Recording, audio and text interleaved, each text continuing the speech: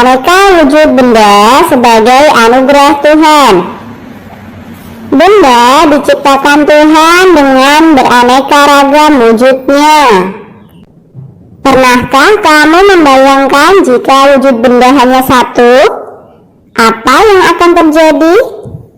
Setiap benda mempunyai sifat dan fungsinya masing-masing. Kamu telah mempelajari benda dan sifatnya. Coba lengkapilah bagian berikut ini. Benda berdasarkan wujudnya dibagi menjadi 3: padat, cair, dan gas. Benda padat memiliki bentuk tetap. Benda cair mengikuti bentuk wadahnya.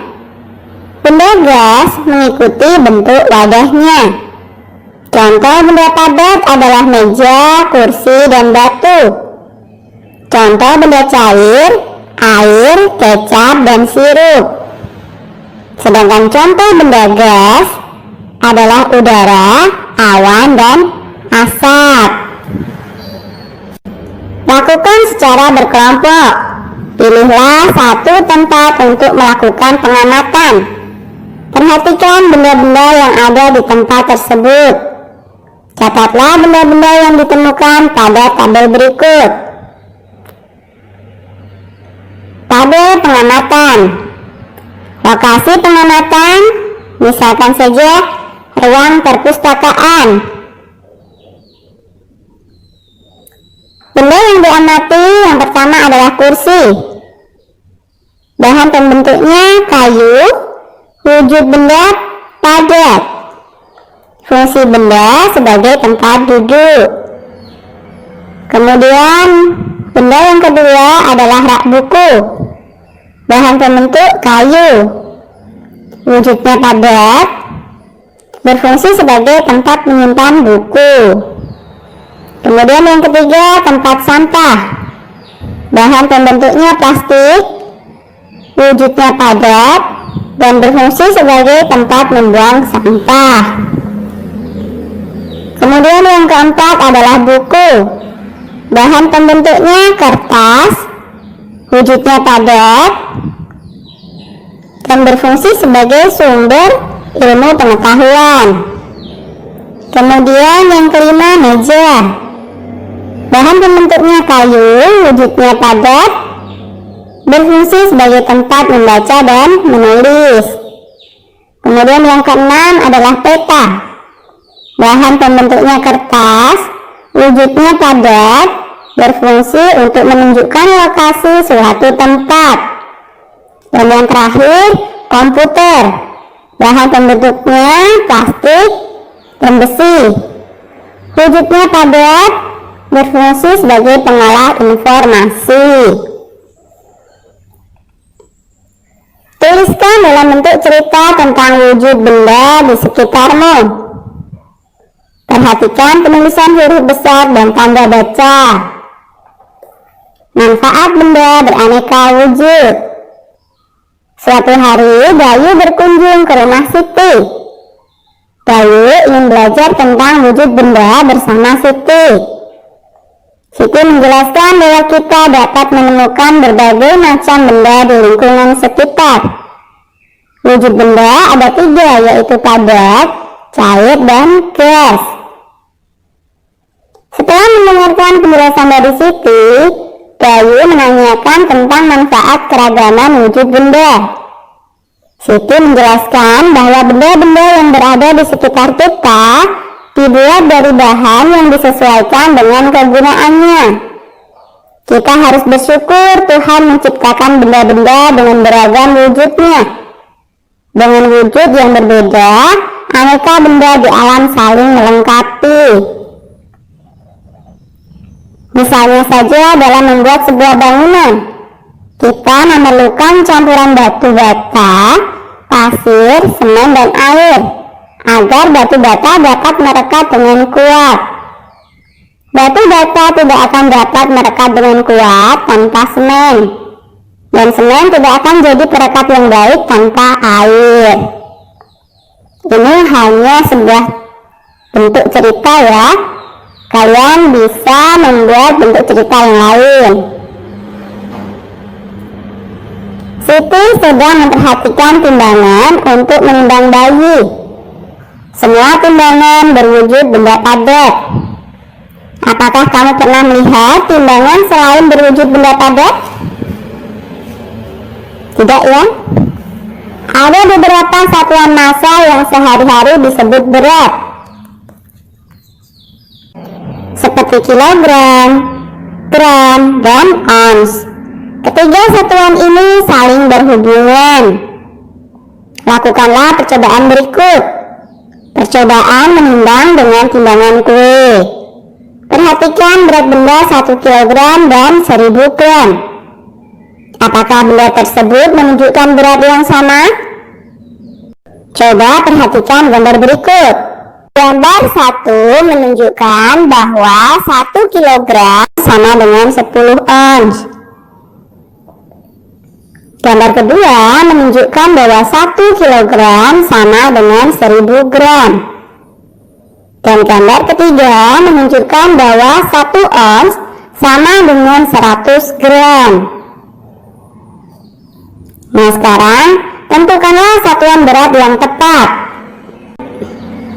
1. Berat badan Udin adalah 30 kg.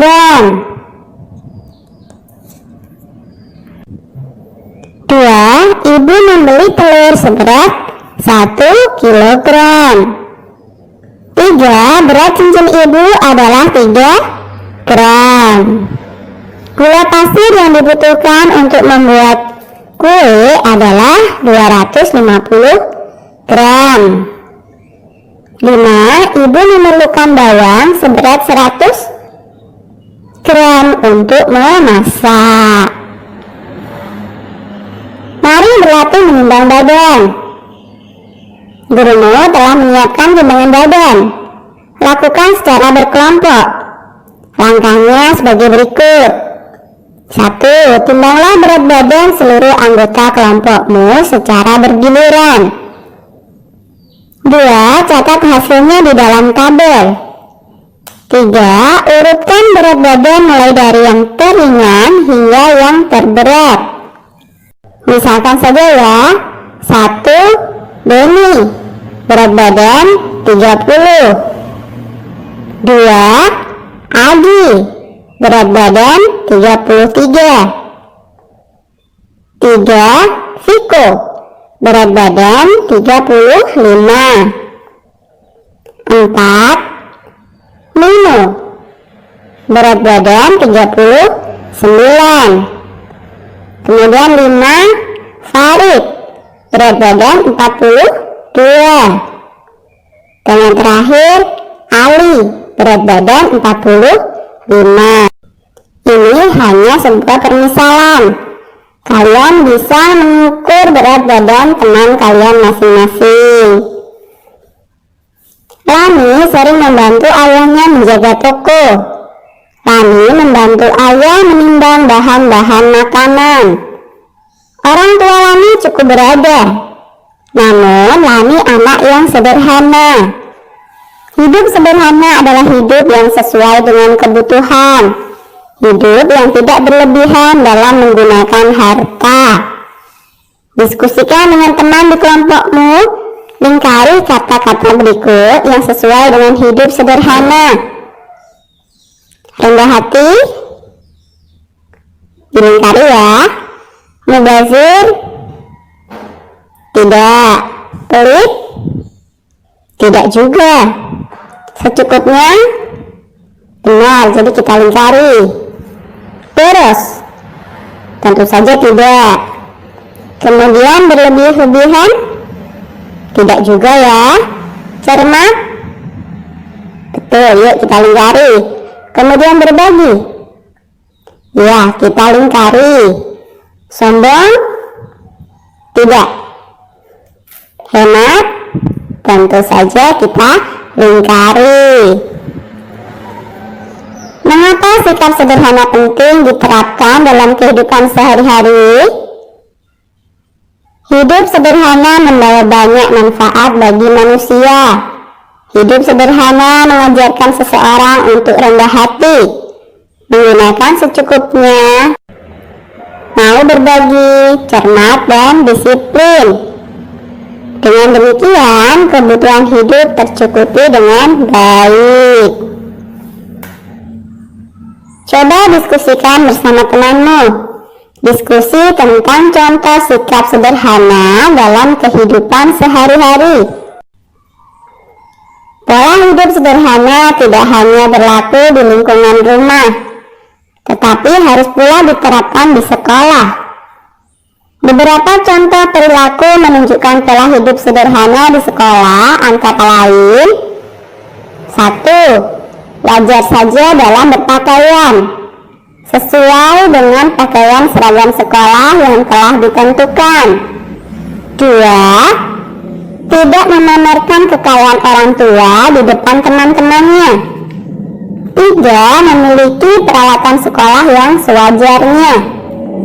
4. Tidak menghamburkan uang untuk hal yang tak perlu. 5. Bila ada jam pelajaran kosong karena gurunya berhalangan, waktu yang kita miliki sebaiknya dimanfaatkan untuk belajar mandiri. 6. Tenggang rasa bila ada teman yang kurang mampu.